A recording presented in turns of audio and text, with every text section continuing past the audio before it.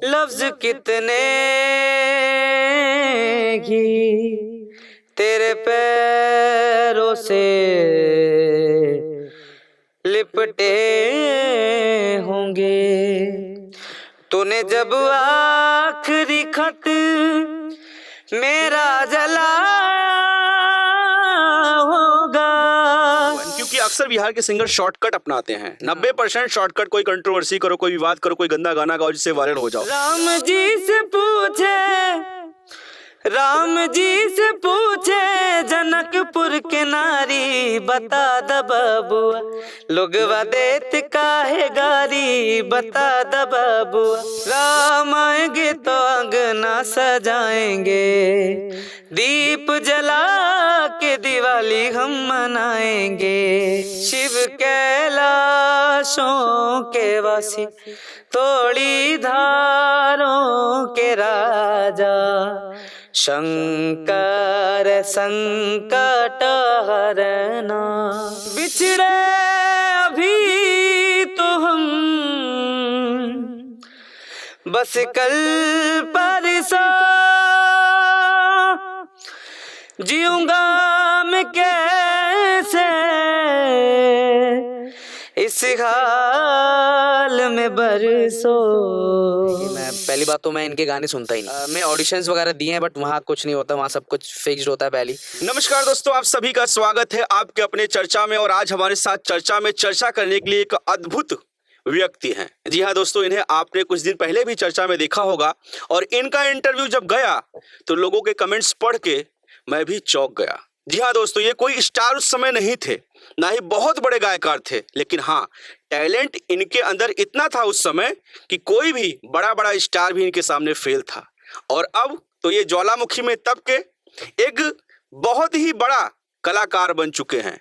अभी इन्हें viral metro boy के नाम से भी लोग जानते हैं और साथ ही साथ स्ट्रीम मीडिया तक इनका इंटरव्यू हो रहा है और रेडियो वाले के तो ये बहुत ही पसंदीदा बने हुए हैं। इन्हें आमंत्रित किया जाता है कि आइए हमारे साथ थोड़ा सा चर्चा करिए। वैसे बता दूं, इनका नाम है ऋतिक सिंह। गरीबी से निकल के आज अपने दम पे वो सब कुछ पाने की जद्दोजहद में लगे हैं और माँ सरस्वती साक्षात इनके ऊपर बरसा रही हैं अपनी कृपा। आइए चर्चा करते हैं और फिर से पुरानी यादों को ताजा करते हैं। ऋतिक सिंह जी, आपका बहुत बहुत स्वागत है आपके अपने चर्चा में। शुक्रिया। तो सबसे पहले आप सभी को जय श्री राम और मैं आप सभी का अभिनंदन करता हूं और आप जो भी हैं उन सभी से प्रणाम करता हूं। कैसा लग रहा है आज, कैसा फील कर रहे हैं आप? बहुत अच्छा फील कर रहा हूं। आपको वायरल मेट्रो बॉय का नाम दे दिया गया है। आप मेट्रो में अक्सर मिलते हैं, दिल्ली मेट्रो में लोगों को हंसाते हुए, एंटरटेन करते हुए, उन्हें सुकून पहुंचाने की कोशिश करते हैं अपनी आवाज़ से। कैसे ये सफ़र स्टार्ट हो गया आपका? ये सफ़र एक बार मैं ऐसे ही ट्रैवल कर रहा था। म्यूजिक तो बचपन से ही स्टार्ट है, मतलब आपको पता ही है। हाँ जी, हाँ जी। तो एक बार ट्रैवल कर रहा था, कहीं शो वगैरह से आ रहा था मैं, तो वैसे ही बोर हो जाते हैं हम और थोड़ा होता है थकान से हमने सोचा चलो गिटार वगैरह है ही, थोड़ा जैम करते हैं, थोड़ा गाते बजाते हैं। तो हम उस टाइम मेट्रो में गाया। मेट्रो में हमने, और मतलब हुआ क्या था कि एक कोई था जो कि मैं सुनता था, उतने हमारे फॉलोअर्स भी नहीं थे उस टाइम। वो सुनता था, उसने बोला कि भैया आप वही हो। मैंने, हमारे फॉलोअर्स तो थे ही नहीं, तो उन्होंने कहा कि कुछ सुना दो आप। तो गा के सुनाया, वहीं पे वीडियो क्रिएट कर ली उन्होंने और वीडियो वो हमने ले लिया था। फिर उसको डाला तो 3 दिन तक कुछ नहीं उस पर, कोई रिस्पॉन्स नहीं। जितना पहले से लाइक वगैरह आता था वो आता रहा। उसके बाद 3 दिन के बाद जब वो वायरल होने स्टार्ट हुआ तो सीधा 1 लाख फॉलोअर्स पे जाके रुका। उसके बाद तो फिर चलता ही रहा, उसके बाद रुका ही नहीं। वो कौन सा गाना था जो पहली बार आपने मेट्रो में गाया और उससे आपकी जिंदगी ने एक नया मोड़ ले लिया? वो एक भजन था राम जी का, प्रभु राम जी का भजन था। 2 लाइन हो जाए। हाँ बिल्कुल। राम आएंगे तो अंगना सजाएंगे, दीप जला के दिवाली हम मनाएंगे। मेरी झोपड़ी के भाग आज खुल जाएंगे, राम आएंगे। मेरी झोपड़ी के भाग आज खुल जाएंगे, राम आएंगे।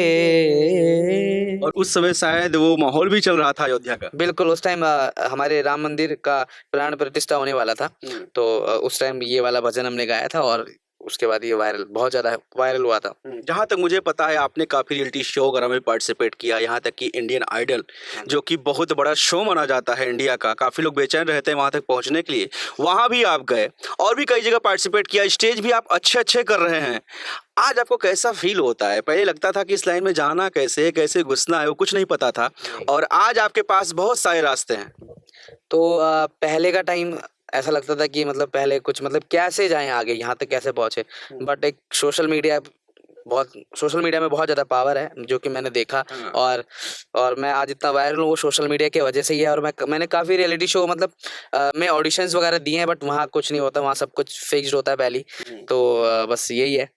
ये आप बहुत बड़ा खुलासा कर रहे हैं कि कोई भी रियलिटी शो ऐसा ही होता है, फिक्स्ड होता है पहले से, कौन जीतेगा कौन हारेगा। मतलब वहाँ का तो नहीं, बट स्टार्टिंग में जहाँ तक मुझे, जैसे कि मैंने 2-3 ऑडिशंस में ऑब्जर्व किया है, पहले से फिक्स होता है कि किसको बुलाना है किसको नहीं बुलाना, पहली कॉल पे हो जाता है सब कुछ, पहले सेटिंग होती है। चलिए हम चर्चा को और आगे बढ़ाएंगे, लेकिन उससे पहले आपके बहुत सारे फैन चर्चा में हैं, वो इंटरव्यू से आपके बहुत सारे फैन बने, कोई एक आध गाना जो आपके दिल के करीब। बिछड़े अभी तो हम बस कल परसों,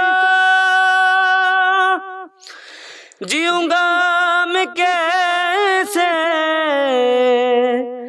इस हाल में बरसों,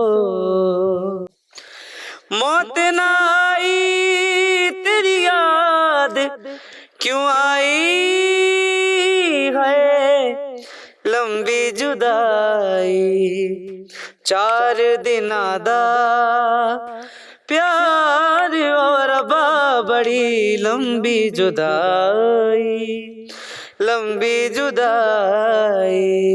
क्या बात है, आपको जब मैं सुनता हूँ तो लगता है कि सुनता ही रहूं। बहुत ऐसे कम सिंगर हैं जिन्हें मैं चाहता हूँ कि हाँ उन्हें सुनूं मैं, उनमें से एक आप हो। अच्छा, अभी आपका एक गाना आने वाला है और वो शायद भोले बाबा का गाना, उसके बारे में कुछ बताना चाहेंगे? हमारा बहुत जल्दी शिवरात्रि से पहले 20 से 22 के बीच में रिलीज होने वाला है भोले की बारात, जो कि टाइटल है हमारे भजन का, और बहुत ही बाकमाल मतलब इसका म्यूजिक दिया गया है और वीडियो भी बहुत अच्छा शूट हुआ है। तो मैं चाहूंगा आप सभी इसको जरूर सुने और इसको अपना प्यार सपोर्ट दें। 20 से 22 के बीच में फरवरी, 20-22 फरवरी, इसी 20 से 22 फरवरी के बीच में ये रिलीज हो जाएगा। ये गाना वैसे सुन तो नहीं सकते क्योंकि अभी रिलीज नहीं हुआ है, लेकिन फिर भी अगर कोई भोले बाबा गाना अगर आपको याद हो तो कोई भी गाना।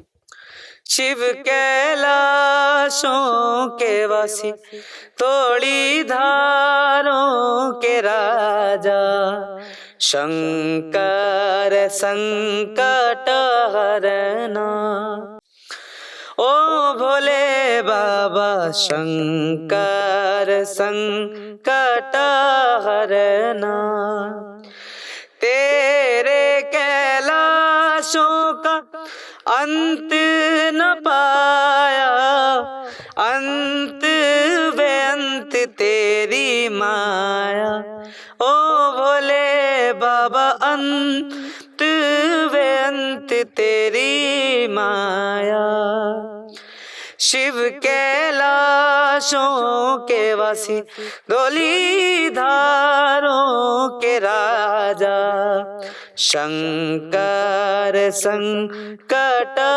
हरना। क्या बात है, बहुत सुंदर। जहाँ तक मुझे पता है कि आप बिहार से बिलोंग करते हैं, कौन सी जगह से? बिहार, मुजफ्फरपुर से। मुजफ्फरपुर से बिलोंग करते हैं, और आप कठिन तपस्या के बाद, सुर की साधना के बाद आज इस स्तर तक पहुंचे हैं और आपकी आवाज़ के बहुत सारे लोग कायल और फैन हैं। लेकिन वहीं बिहार से ही बहुत से ऐसे सिंगर हैं जो आज के टाइम पे बिहार और भोजपुरी का बेड़ा गर्क कर रहे हैं। ऐसे सिंगर हैं जो बॉडी के प्राइवेट पार्ट तक में गाने गा रहे हैं, इतना नग्नता कर रहे हैं, अभद्र तरीके से आगे बढ़ने की कोशिश कर रहे हैं। ऐसे लोगों को आप कैसे देखते हैं? मैं ऐसे लोगों को तो जिसे कहते हैं कि मैं, पहली बात तो मैं इनके गाने सुनता ही नहीं। अगर बाई चांस आ भी जाते गाने, हाँ, तो मैं उसको बहुत जल्दी इसको रोल कर देता हूँ, पर मैं इनके मतलब सुनता ही नहीं इनके गाने। तो मैं उनको यही कहना चाहूँगा कि पहले आप क्लासिकल संगीत का ज्ञान लीजिए और अच्छे से सीखिए, उसके बाद करिए ये। ऐसे मतलब हाँ, मानते पैसा है आप लोगों के पास, बट पैसे को अच्छे तरीके से यूज करेंगे तो आपका कुछ होएगा, अदरवाइज तो नहीं। आप भोजपुरी में किसी को सुनते हो कि नहीं सुनते हो? हाँ, मैं बिल्कुल सुनता हूँ भोजपुरी। जैसे कि शारदा सिन्हा जी हो गई, कल्पना जी हो गए, और हमारे पवन सिंह जी हो गए, और भी बहुत सारे आर्टिस्ट हैं जिनको मैं सुनता हूँ, भोजपुरी के सिंगर्स हैं जिनको सुनता हूँ। अच्छा, जब कहीं आप शो वगैरह में जाते हैं तो आपसे कोई पूछता है आप कहाँ से बिलोंग करते हैं? जब आप कहते हैं बिहार से, तो कभी आपके ऊपर ये लांछन लगाया जाता है कि बिहार में तो बहुत अश्लीलता है गानों में, ऐसा वैसा कभी आपसे ये प्रश्न किया गया है? वैसे आज तक तो नहीं किया है, बट जो भी है, मतलब कहीं पे भी जाता हूँ कि पूछते हैं कि कहाँ से, कि आप बिहार से हो, मतलब वो शॉक्ड होते हैं कि आप बिहार से हो, लगते तो नहीं। हाँ, लगते नहीं, लेकिन हाँ। तो यही रहता है उनका, मतलब शॉकिंग वाला रहता है, ऐसा तो नहीं हुआ है। क्योंकि अक्सर बिहार के सिंगर शॉर्टकट अपनाते हैं। 90% शॉर्टकट, कोई कंट्रोवर्सी करो, कोई विवाद करो, कोई गंदा गाना गाओ जिससे वायरल हो जाओ। 10% ही भोजपुरी में जो ऐसे सिंगर हैं जो मेहनत के दम पे आगे निकल रहे हैं, तो आपको लोग देखते होंगे तभी शॉक्ड होते होंगे, अरे भैया ये तो कैसा कलाकार निकल गया, बिहार में ऐसे कलाकार बहुत कम है। बिल्कुल बिल्कुल, क्योंकि इसके पीछे, मतलब मेरा तो शॉर्टकट नहीं है पहली बात, क्योंकि इसके पीछे मैंने बहुत ज्यादा मेहनत बचपन से, आप अच्छे तरीके से जानते हैं। पहले भी इंटरव्यू कर चुके हाँ हैं, जी। और 2 इंटरव्यू आपने देखा होगा आप सभी ने। तो इसके पीछे बहुत ज्यादा मेहनत है, जिसमें मैंने क्लासिकल शास्त्रीय संगीत का ज्ञान लिया, जो कि अभी मैंने मास्टर्स क्लियर कर चुका हूँ मैं। उस टाइम था, मैंने बीए क्लियर किया था म्यूजिक में जब आपने लास्ट इंटरव्यू लिया था, और अब मैं मास्टर्स क्लियर हो गया मेरा म्यूजिक में। क्या बात है, कांग्रेचुलेशन। और ये सही बात है, बिहार का नाम ऐसे रोशन नहीं होता। अगर 10 लोग बदनाम करने वाले हैं तो 90 लोग बिहार का नाम उठाने वाले भी हैं। लेकिन मैं यही कहूंगा, जो 10 लोग हैं वो भी सुधरे, मेहनत करें और आगे बढ़े। कोई एक आध और गाना ऋतिक भाई। बिल्कुल। आपने बिहार मिथिला का कुछ एक सुनाता हूँ मैं, राम जी के ऊपर है। राम जी से पूछे जनकपुर के नारी, बता द बबुआ लोगवा देत काहे गारी, बता द बबुआ लोगवा देत काहे गारी, बता द बबुआ। ई बूढ़ा बाबा के पकल पकल दाढ़ी, ई बूढ़ा बाबा के पकल पकल दाढ़ी, देखन में पातर खाए भर तारी, बता द बबुआ लोगवा देत काहे गारी, बता द बबुआ। देखिए, ऐसे ऐसे भी गाने हैं लेकिन लोग उठाते नहीं, बहुत कम लोग हैं जो ऐसा उठाते हैं। अभी मैथिली ठाकुर उनमें से एक हैं जो ऐसे गानों को प्रमोट कर रही, उठा रही हैं। बिल्कुल सही बात है। आप सुनते होंगे? हाँ, मैं बहुत सुनता हूँ। हाँ, वो काफी अच्छा गाती भी, उनके तो इवेंट्स बाहर विदेशों में भी हो रहे हैं। बिल्कुल बिल्कुल। अच्छा, आपने लास्ट टाइम एक बंदिश कुछ सुनाई थी, वो बंदिश फिर से एक बार सुनना चाहते हैं, मुझे याद नहीं आ रहा। वो शायद राहत जी की। राहत जी का मैंने गाना सुनाया था आपको, जरूरी था। हाँ, प्लीज। और तो वो सुनाते हैं। हाँ। लफ्ज कितने ही तेरे पैरों से लिपटे होंगे, तूने जब आखिरी खत मेरा जला होगा, तूने जब फूल किताबों से निकाले होंगे, देने वाला भी तुझे याद तो आया होगा, तेरी आंखों के दरिया का उतरना भी जरूरी था, मोहब्बत भी जरूरी थी, बिछड़ना भी जरूरी था, जरूरी था कि हम दोनों तवाफ़े आरज़ू करते, मगर फिर आरज़ुओं का बिखरना भी जरूरी था। क्या बात है, बहुत बढ़िया, बहुत सुंदर। और ऋतिक भाई, चर्चा के जितने दर्शक हैं आपके फैन तो हैं ही, और आप ऐसे ही दिन दूनी और रात चौगुनी तरक्की करें और वहां पहुंचे जहां के आप काबिल हैं, सच में काबिल हैं। बहुत बहुत शुक्रिया आपका, आप चर्चा रिकॉर्डिंग स्टूडियो में आए, आपका तहे दिल शुक्रिया, धन्यवाद।